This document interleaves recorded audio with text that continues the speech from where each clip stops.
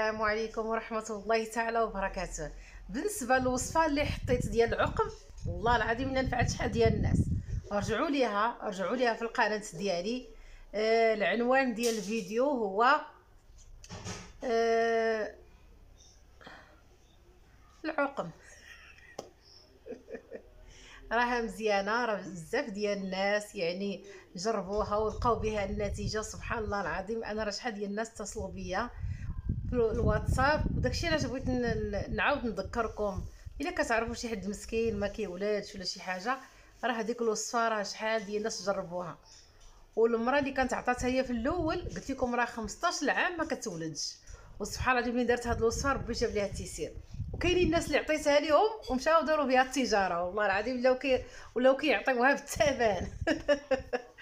ايوا هادشي اللي بغيت نقول لكم. اللهم يسر.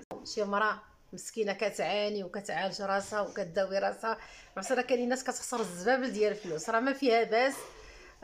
من كان في حاجة أخيه كان الله في حاجته. واللي كيمشي وفراسكم سبحان الله العظيم غدا يوم القيامة، شكون هما أفضل الناس عند الله غدا يوم القيامة. غدا يوم القيامة غادي يكونوا شي ناس مميزين عند الله سبحانه وتعالى. فملي كيسولوا الناس يعني اهل الجنه شكون هما هذوك بالضبط، قال لك الذين يسعون او الذين يقضون حوائج الناس. اذا ما فيها باس، يعني الفيديو راه هو واجد محطوط. الا عرفتي شي واحد ما يكونش فينا السم ويكون فينا الحقد بيناتنا، الا كتعرفي شي مراه يعني مسكينه ما كتولدش ولا شي حاجه، راه ما فيها باس الانسان يصيفط. ما فيها باس الانسان يصيفط هذاك الفيديو للناس. والدال على الخير كفاعله، يعني اي حاجه الانسان كتساعد بها اخاك المسلم والا فلك الاجر انت وكذلك.